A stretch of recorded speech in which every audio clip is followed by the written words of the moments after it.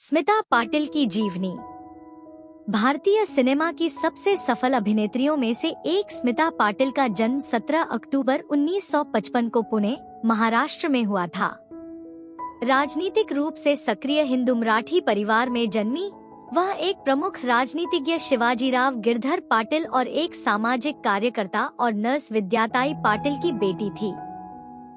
वह दो बहनों के साथ बड़ी हुई, डॉक्टर अनीता पाटिल देशमुख, जो एक फैकल्टी नियोनेटोलॉजिस्ट बन गईं, और मान्या पाटिल सेठ, जिन्होंने एक कॉस्ट्यूम डिजाइनर के रूप में अपना करियर बनाया। एक बच्चे के रूप में स्मिता पाटिल ने नाटकों में भाग लेते हुए प्रदर्शन कलाओं में प्रारंभिक रुचि दिखाई। उन्होंने मुंबई विश्वविद्यालय में साहित्य का अध्ययन किया और फिल्म और टेलीविजन संस्थान FTII परिसर में काफी समय बिताया, हालांकि वह वहां एक औपचारिक छात्रा नहीं थी। फिल्म उद्योग में प्रवेश करने से पहले उन्होंने 1970 के दशक की शुरुआत में भारत सरकार के प्रसारक मुंबई दूरदर्शन के लिए एक टेलीविजन समाचार वाचक के रूप में काम किया। सिनेमा में उनकी यात्रा अरुण खोपकर की FTII छात्र फिल्म तीव्रा मध्यम से शुरू हुई। उन्हें सफलता तब मिली जब प्रसिद्ध निर्देशक श्याम बेनेगल ने उन्हें खोजा और 1974 में अपनी बच्चों की फिल्म चरणदास चोर में कास्ट किया। उनकी पहली प्रमुख भूमिका 1976 में बेनेगल की मंथन में थी, जहां उन्होंने दूध सहकारी विद्रोह का नेतृत्व करने वाली एक हरिजन महिला की भूमिका निभाई थी। इस भूमिका ने उन्हें समानांतर सिनेमा में एक शक्तिशाली अभिनेत्री के रूप में स्थापित किया। स्मिता पाटिल का करियर तेजी से आगे बढ़ा और उन्होंने 1977 में भूमिका के लिए सर्वश्रेष्ठ अभिनेत्री का अपना पहला राष्ट्रीय फिल्म पुरस्कार जीता, जहां उन्होंने प्रसिद्धि और व्यक्तिगत संबंधों से जूझ रही एक अभिनेत्री की भूमिका निभाई।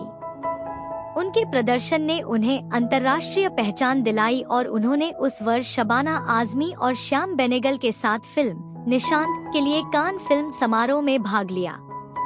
अपने पूरे करियर के दौरान स्मिता पाटिल ने समानांतर और व्यावसायिक सिनेमा दोनों में काम करके उल्लेखनीय बहुमुखी प्रतिभा का प्रदर्शन किया। उन्होंने 1981 में चक्र के लिए सर्वश्रेष्ठ अभिनेत्री का अपना दूसरा राष्ट्रीय फिल्म पुरस्कार जीता, जिसमें उन्होंने एक झुग्गी झोपड़ी में रहने वाली महिला की भूमिका निभाई थी। अपने किरदार की तैयारी में उनके काम के प्रति समर्पण स्पष्ट था। वह अपने किरदार के जीवन को बेहतर ढंग से समझने के लिए वास्तविक झुग्गियों में जाती थी। 1980 के दशक की शुरुआत में स्मिता पाटिल ने अधिक व्यावसायिक भूमिकाएं निभानी शुरू की। 1982 में अमिताभ बच्चन के साथ शक्ति और नमक हलाल जैसी फिल्मों में दिखाई दी। हालांकि बाद में उनकी बहन ने खुलासा किया कि स्मिता कभी भी बड़े बजट की फिल्मों में पूरी तरह से सहज नहीं थी, अक्सर कुछ व्यावसायिक तत्वों को लेकर उलझन में रहती थी। उनके निजी जीवन ने मीडिया का ध्यान तब खींचा जब वह अभिनेता राज बब्बर के साथ जुड़ गईं, जिन्होंने उनसे शादी करने के लिए अपनी पत्नी नादिरा बब्बर को छोड़ दिया। वे पहली बार 1982 में भीगी पलकें के सेट पर मिले थे।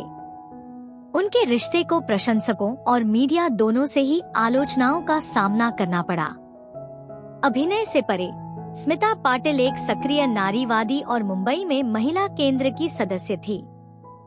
उन्होंने हमेशा ऐसी भूमिकाएं चुनी जो पारंपरिक भारतीय समाज में महिलाओं के मुद्दों को उजागर करती थी और महिलाओं के मुद्दों को आगे बढ़ाने के लिए गहराई से प्रतिबद्ध थी। उन्होंने अक्सर अपने पुरस्कार जीतने वाली राशि दान में दे दी, जिससे सामाजिक मुद्दों के प्रति उनकी प्रतिबद्धता प्रदर्शित हुई।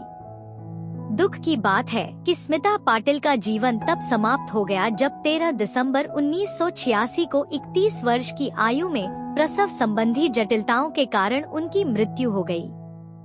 उन्होंने अपने बेटे प्रतीक बब्बर को 2 सप्ताह पहले ही 28 नवंबर 1986 को जन्म दिया था। वर्षों बाद फिल्म निर्माता मृणाल सेन ने आरोप लगाया कि उनकी मृत्यु घोर चिकित्सा लापरवाही के कारण हुई थी।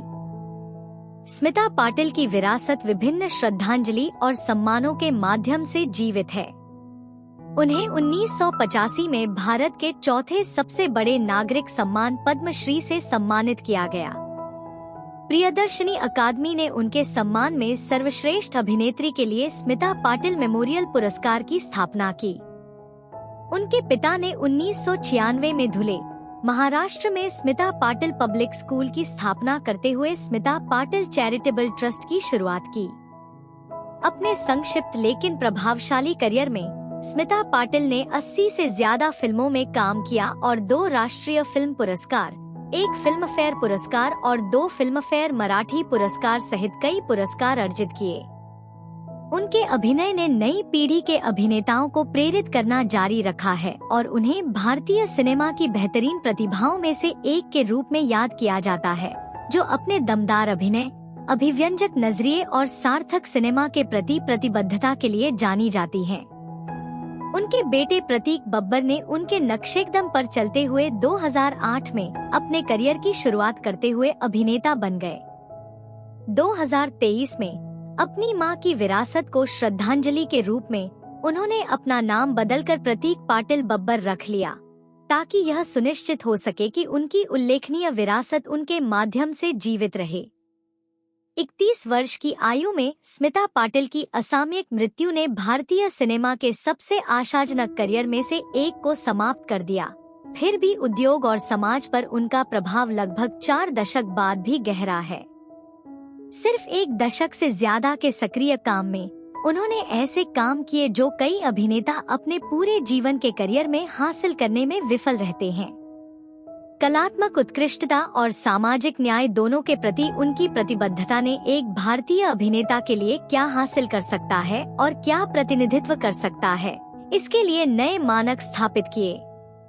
अपनी उल्लेखनीय प्रतिभा के अलावा स्मिता पाटिल की विरासत भारतीय सिनेमा में अभिनय के प्रति उनके अग्रणी दृष्टिकोण के माध्यम से बनी हुई है। उन्होंने अपनी कलात्मक अखंडता को बनाए रखते हुए समानांतर और व्यावसायिक सिनेमा के बीच की खाई को पाट दिया, जिससे आने वाली पीढ़ियों के अभिनेताओं के लिए रास्ता तैयार हुआ जो ऐसा ही करना चाहेंगे।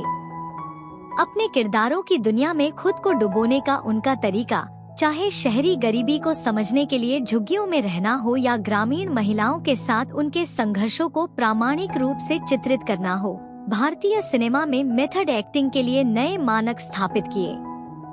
उनके नाम पर स्थापित पुरस्कार और संस्थान स्मिता पाटिल मेमोरियल अवार्ड से लेकर स्मिता पाटिल पब्लिक स्कूल तक न केवल उनकी कलात्मक उपलब्धियों को दर्शाते हैं, बल्कि भारतीय समाज पर उनके व्यापक प्रभाव को भी दर्शाते हैं। अपनी भूमिकाओं के चयन और अपनी ऑफ स्क्रीन सक्रियता के माध्यम से उन्होंने हाशिए पर पड़ी महिलाओं को आवाज दी और सामाजिक मानदंडों को चुनौती दी, जिससे वे सिर्फ एक अभिनेत्री से कहीं बढ़कर बन गई। वे एक सांस्कृतिक प्रतीक थी जिन्होंने अपने मंच का इस्तेमाल सामाजिक बदलाव लाने के लिए किया। शायद सबसे मार्मिक बात यह है कि उनकी विरासत उनके बेटे प्रतीक के माध्यम से जीवित है, जिन्होंने 2023 में अपनी मां के उपनाम को अपने नाम में शामिल करने का फैसला किया, जो उनकी स्मृति की स्थायी शक्ति का प्रतीक है। हालांकि स्मिता पाटिल का जीवन दुखद रूप से संक्षिप्त था, लेकिन भारतीय सिनेमा पर उनका प्रभाव, सामाजिक न्याय के प्रति उनकी प्रतिबद्धता और कलात्मक उत्कृष्टता की उनकी निडर खोज कलाकारों और कार्यकर्ताओं की नई पीढ़ियों को प्रेरित करती रही है।